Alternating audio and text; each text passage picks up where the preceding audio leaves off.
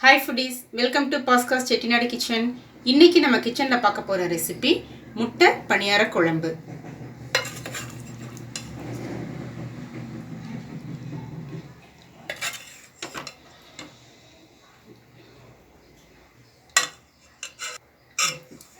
இந்த முட்டை பணியார குழம்பு எப்படி செய்யறதுன்னு பார்க்கலாம் வாங்க.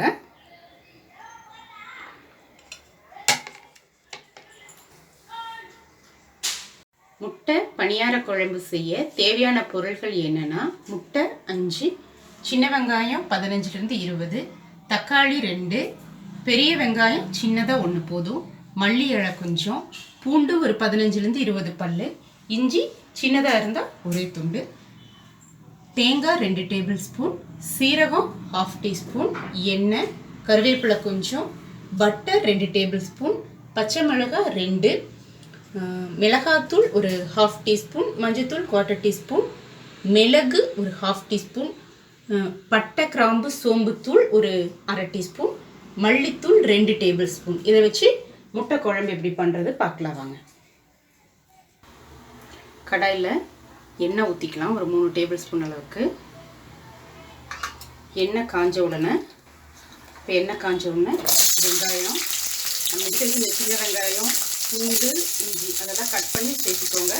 இது கூட கொஞ்சம் கருவேப்பிலை, சீரகம்,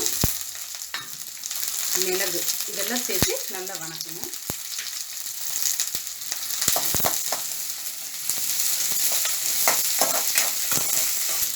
வெங்காயம் வணங்கும் போது கொஞ்சமாக வெங்காயம் வணங்குற அளவாக உப்பு சேர்த்துக்கோங்க. வெங்காயம் வணங்கிடுச்சு. இப்போ நீங்கள் ஸ்டவ்வை மீடியம் ஃப்ளேமில் வச்சுட்டு நம்ம எடுத்து வச்சுருக்க மல்லித்தூள், மிளகாத்தூள், மஞ்சத்தூள் இந்த பொடிகளை சேர்த்து ஸ்டவ் மீடியம் ஃப்ளேம்லேயே வச்சுட்டு ஒரு நிமிஷத்துக்கு கிளறிக்கிறீங்க. இப்போ வணங்கினது போதும். இப்போ நீங்கள் ஸ்டவ் ஆஃப் பண்ணிவிட்டு இதை ஆறுனதுக்கப்புறம் மிக்சியில் போட்டு அரைச்சிக்கலாம். இப்போ முட்டை பணியாரம் செய்கிறதுக்கு நான் 5 முட்டை எடுத்துருந்தேன்ல, அதில் 3 முட்டையோட வெள்ளைக்கருவு மட்டும் தனியாக பிரித்து நான் எடுத்துக்கிறேன். மஞ்சக்கரு இல்லாமல் வெள்ளைக்கரு மட்டும் எடுத்துக்கோங்க.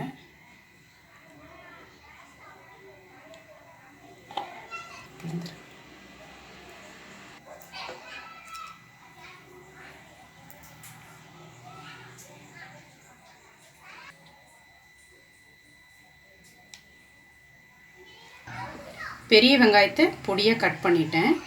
ஒரு கடாயில் ஒரு டீஸ்பூன் அளவுக்கு எண்ணெய் விட்டுக்கோங்க. அதெல்லாம் நம்ம கட் பண்ணி வச்சுருக்கேன். இந்த பெரிய வெங்காயத்தை சேர்த்துருக்கேன். இதனோட ஒரு 1/4 டீஸ்பூன் அந்த பட்டை கிராம்பு சோம்பு சேர்த்துருங்க. அப்புறம் ஒரு 1/4 டீஸ்பூன் கொஞ்சமாக மஞ்சத்தூள், அப்புறம் கொஞ்சமாக மிளகாத்தூள் இதெல்லாம் சேர்த்து உப்பு, இது கூட கொஞ்சம் வெங்காயம் வணங்குற அளவுக்கு உப்பு போட்டுக்கணும். இதெல்லாம் சேர்த்து வெங்காயத்தை நல்லா வணங்கிக்கணும். இப்போ வெங்காயம் நல்லா வணங்கிடுச்சு. இதை நம்ம முட்டையோட வெள்ளைக்கரை எடுத்து வச்சுருக்கோம்ல, அதில் சேர்த்து நல்லா கணக்கிக்கோங்க. கொஞ்சம் முட்டை வெள்ளைக்கருவுக்கு கொஞ்சம் உப்பு சேர்த்துக்கோங்க. போட்டு நல்லா கலக்கி வச்சுக்கோங்க.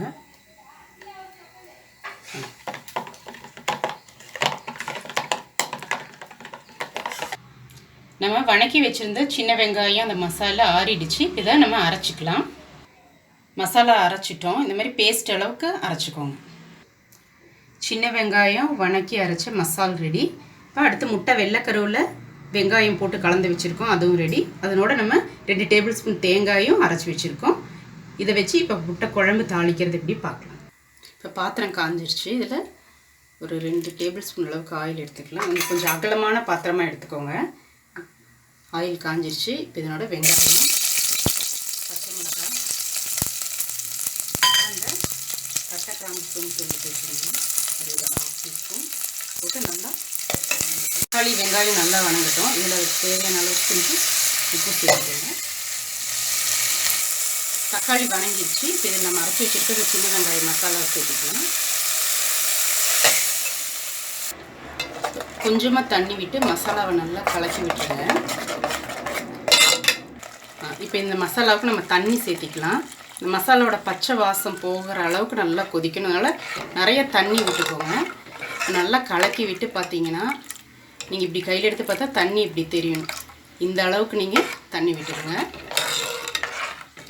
இதுக்கு தேவையான அளவுக்கு நீங்கள் உப்பு போட்டு இதை மூடி வச்சுருங்க. நல்லா மசாலா கொதிக்கிட்டும்.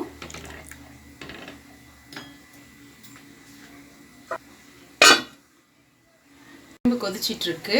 இப்போ நம்ம இந்த இடைவெளியில் இந்த முட்டை பணியாரம் எப்படி பண்ணுறதுன்னு பார்க்கலாம். இந்த பணியாரக்கல்லில் கொஞ்சம் பட்டர் போட்டுக்கோங்க. இப்போ இந்த வெள்ளைக்கருவும் நம்ம வெங்காயமும் போட்டு வச்சுருக்கோம்ல, அந்த கலவையை கொஞ்சம் ஒரு 1/2 டீஸ்பூன் ஊற்றுங்க.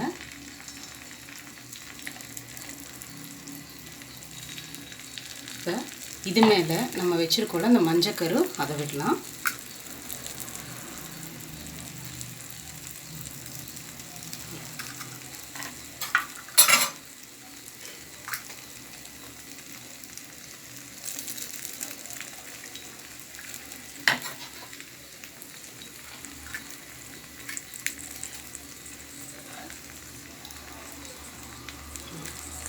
இது மேலே வேணால் கொஞ்சம் பெப்பர் தூவிக்கோங்க.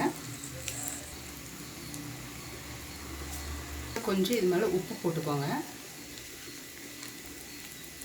இதை சுற்றி கொஞ்சம் பட்டர் வேணால் வச்சு போட்டுக்கலாம்.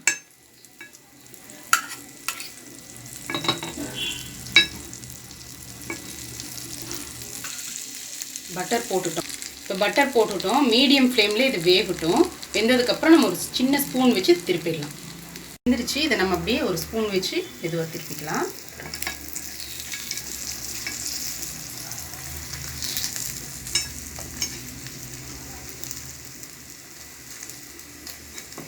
வெந்துருச்சுன்னா அழகாக அதுவே திரும்பி வந்துடும்.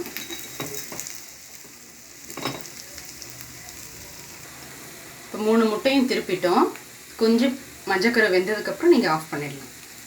இப்போ வெந்த முட்டை பணியாரத்தை நம்ம அதிலேருந்து எடுத்துட்டோம். மீதி இருக்க நம்ம இந்த வெங்காயமும் வெள்ளைக்கரும் கலந்த கலவையும் நீங்கள் இந்த பணியாரக்கல்லில் ஊற்றி எடுத்துருங்க.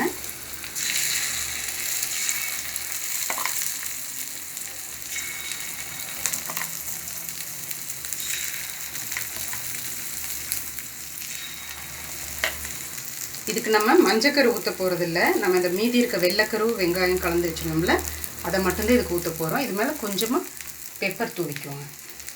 பெப்பரும் உப்பும் தூவிக்கோங்க.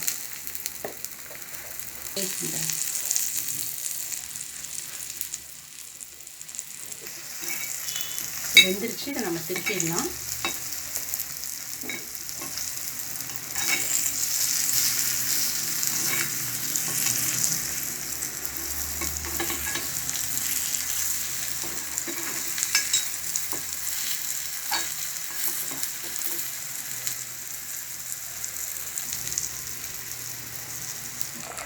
இப்போ குழம்பு நல்லா கொதிச்சிருச்சு. இப்போ நீங்கள் எடுத்து வச்சுருக்க அரைச்சி வச்சுருக்க அந்த தேங்காவை அதில் சேர்த்து ஒரு மீடியம் ஃப்ளேமில் ஒரு 5 நிமிஷம் வைங்க போதும்.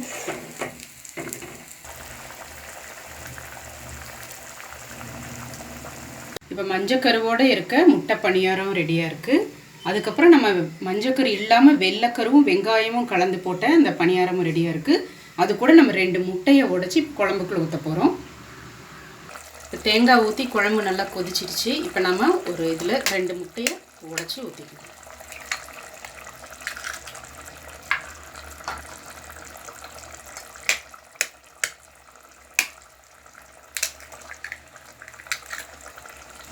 ரெண்டு முட்டை உடச்சி ஊற்றினதுக்கப்புறம் நீங்கள் குழம்ப கலக்கக்கூடாது. இப்போ இந்த மஞ்சக்கருவோடு இருக்க முட்டைகளை ஒரு ஓரமாக போட்டுருங்க.